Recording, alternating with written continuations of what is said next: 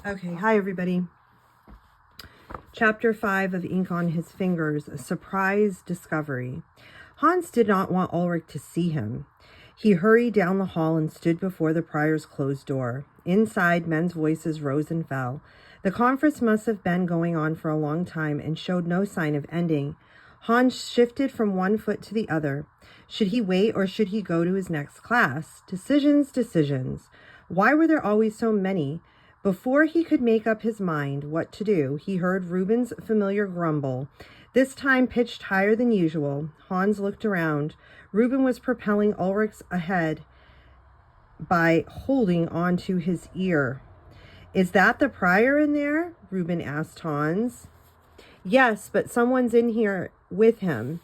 Ulrich grinned, and Hans tried to smile too, but he could not force himself to do more than a grimace. Reuben released Ulrich near the door. "I've got to see him at once. This young thief must be dealt with." "I'm not a thief," Ulrich said, quite at ease. Reuben glowered at him. "Why everything happens to me, I don't know. As if I didn't have enough to worry about getting up at 3.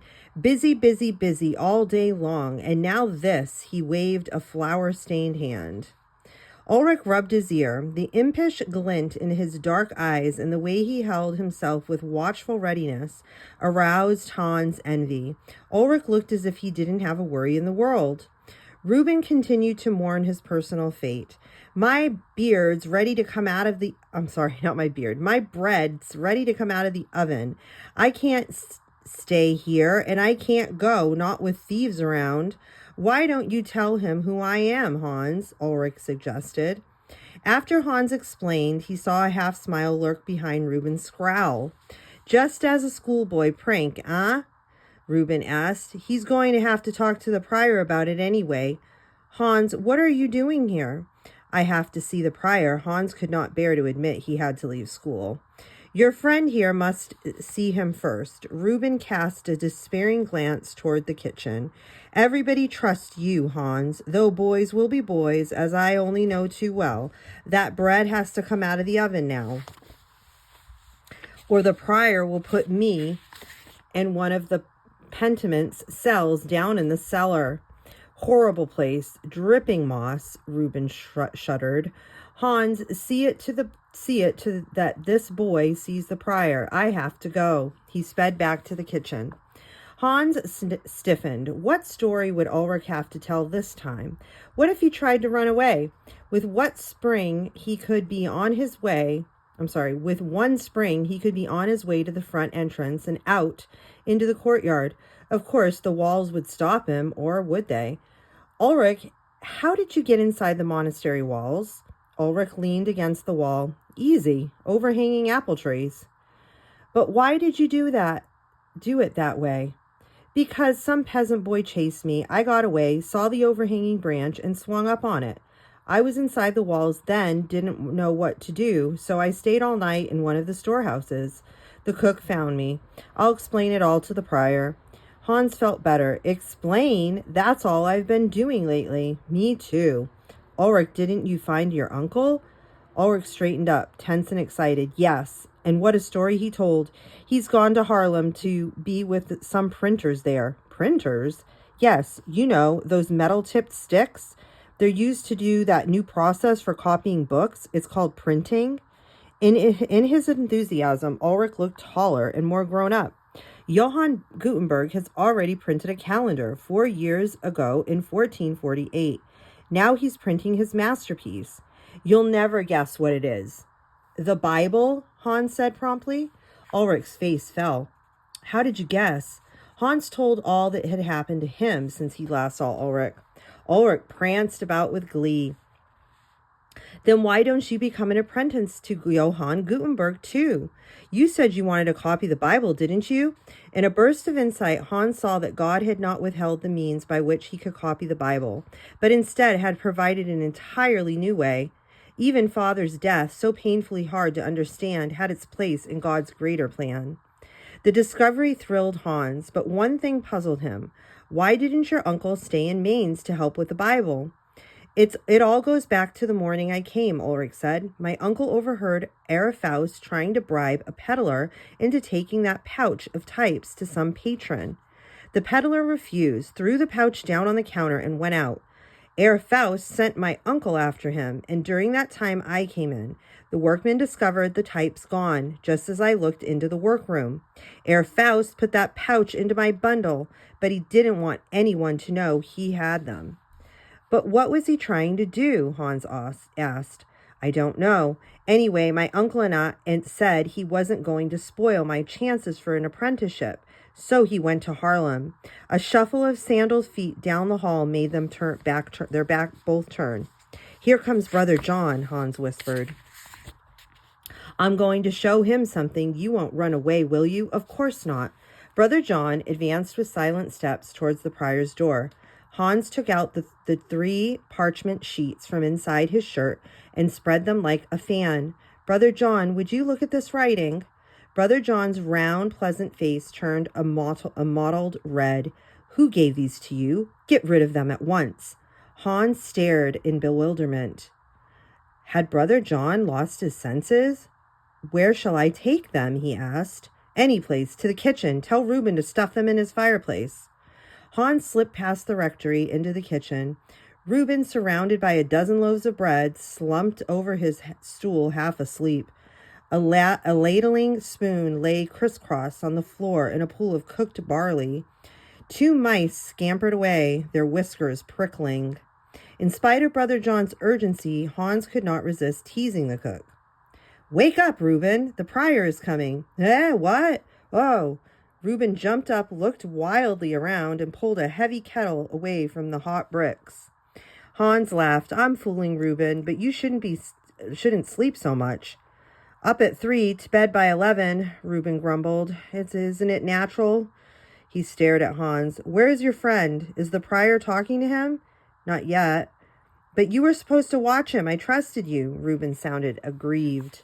Brother John came along. He wants you to do something for him. Brother John has been doing a penance since the day before yesterday. Ever since that banker came to talk to the prior, everyone has been upset. Brother John hasn't eaten a bite since then. Reuben narrowed his eyes in a suspicious look. Where did you see him? By the prior's cell. He's waiting to talk to him. He'll probably go back to the penance cell afterwards. He needs some food. I'll fix his tray. Reuben flopped down on a wooden bench by the long work table. Let's see. Is it bread with salt or bread without salt? I never can remember. Hans listened to the familiar grumbling, lost in his own uneasy thoughts. Why had Brother John demanded the burning of the 3 sheets of parchment? They did not belong to the monastery. What had possessed Brother John to give such a command? He determined not to turn the sheets over to Reuben to be burned. Instead, he put them inside his shirt once more. What was the favor Brother John wanted? Reuben stirred a kettle of barley. I'll be back later, Reuben, Hans answered. On his way back to tell Ulrich, Hans spied an open door down the hall, the scriptorium, no less. Unlocked. Unheard of. Here was his chance to examine Brother John's illuminated Bible. Hans's heart lurched with excitement and dread at the temptation. If he were caught, he would have to confess a mea culpa in front of his classmates, and on top of that, a heavy penance. But this was his last day. Why not take the chance? He could learn something. No one was around. Hans beckoned Ulrich and showed him the room. It's the scriptorium. Brother John's Bible is in there. Ulrich's eyes widened. But, come on. It's our only chance to see it up close. Then Hans hesitated. Enter the forbidden room? But after all, he would be copying the Bible himself someday in printing. He could compare the 2 ways and find out for himself the difference between printing and writing. Brother John had never let the boys within breathing distance of the precious manuscript. To touch it was unthinkable for a schoolboy. Very well, he would not touch it, but this might be the only chance they would ever have. The boys tiptoed inside the scriptorium. The sloped writing desks and the low shelves with bound books on their sides looked different somehow. Pale rays of sunshine filtered through the shuttered window like finger pointing the fingers pointing out guilt. Where is it? Ulrich asked. Hans tiptoed to a waist-high shelf at the far end of the room. The thick Bible lay on its side, longer than fingertip to elbow. Are you going to open it? Ulrich whispered. Hans hesitated. They would have to open it. After all, how else could they see what the writing was like? The Bible, when open, made both boys gasp. The black script in 2 columns was surrounded at the margins with leafy designs colored in soft greens, blues, and reds, edged in gold. 3 unbound sheets had been tucked into the Bible. They looked familiar to Hans. As he started to examine them, he heard the shuffle of feet out in the hall. He nudged Ulrich in warning. The sheets fluttered to the floor.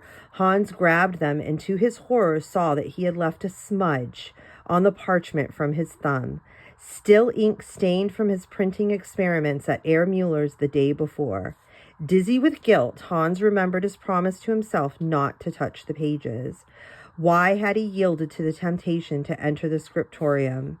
Then he realized no one had come into the room after all. He and Ulrich would not be discovered.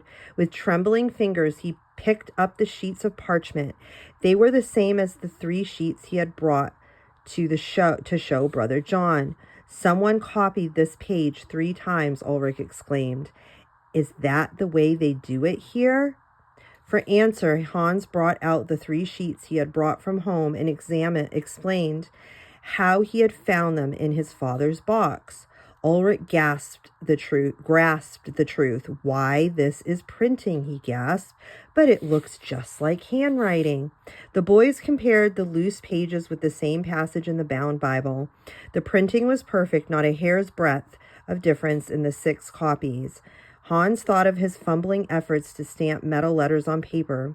Whoever had printed these 6 sheets was a master, but of course, wasn't that what the workman called Johann Gutenberg? Hans lost himself in a daydream. He and Ulrich would be the first apprentices in the great art of printing. We'd better leave, Ulrich whispered. Put the pages back. Hans heard a half whisper in the hall. He had the presence of mind enough to cram the 3 smudged parchment sheets inside his shirt and insert the 3 clean ones in the Bible. Too late. Someone was coming. Okay, guys, so that's chapter 5, okay? And remember that I'm going to be checking everybody's narrations in class on Tuesday. So you guys make sure you do them, okay? Please do them.